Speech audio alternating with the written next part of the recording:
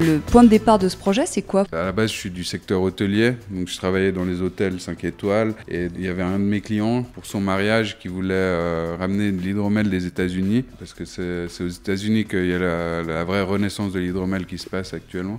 Et donc j'ai découvert ça vraiment grâce à ce client et j'étais pris de passion très rapidement pour ce breuvage ancestral qui valorise le travail des abeilles. J'ai lu tout ce que je trouvais sur le sujet et j'ai trouvé un stage aux États-Unis, justement en Californie, où je suis allé travailler 2 ans pour apprendre le A à Z de la fermentation du miel. Donc le procédé de fabrication, c'est qu'on prend une part de miel pour 5 parts d'eau, on mélange ça, ensuite on rajoute des levures pour la fermentation en fait, et donc ça fermente environ 3 semaines. Ensuite on clarifie l'hydromel en lui rajoutant de l'argile. En fait, c'est une argile qui va s'agglutiner aux particules en suspension dans le liquide et qui vont les faire tomber au fond. Et là, vous voyez, les cuves, elles sont coniques, donc ça me permet justement d'évacuer ensuite les levures par en bas en gardant le liquide en haut. Et ensuite, la dernière étape, c'est qu'on gazéifie, parce que la fermentation elle-même produit un peu de gaz, mais pour le rendre vraiment bien pétillant, on rajoute encore un coup de CO2 dedans. Puis ensuite, c'est prêt à mettre en bouteille ou en fût. C'est fort aussi en alcool? Vraiment, l'hydromel a 1000 facettes. On peut le faire fort, moins fort, on peut le faire pétillant ou sans bulle, on peut le faire avec des fruits ou sans.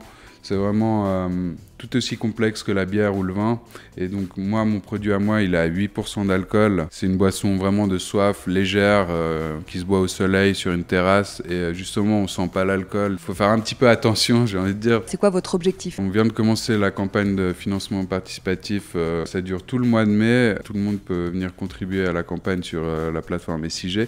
Et donc le but de ce crowdfunding, c'est de nous permettre de proposer aux Genevois en fait un hydromel GRTA, c'est-à-dire Genève Région Terre Avenir, avec du miel 100% genevois. Parce que le miel genevois coûte au minimum 25 francs le kilo. Ça représente pour nous vraiment un investissement colossal. Ça, c'est un des objectifs. Deuxième objectif, c'est d'agrandir notre rucher ici à Troisnay pour commencer vraiment à faire une filière de miel in-house. Et troisièmement, on aimerait compiler la première bibliothèque physique du miel suisse. Donc vraiment une banque physique des miels suisses qui pourrait par la suite être utilisée à des fins de recherche académique.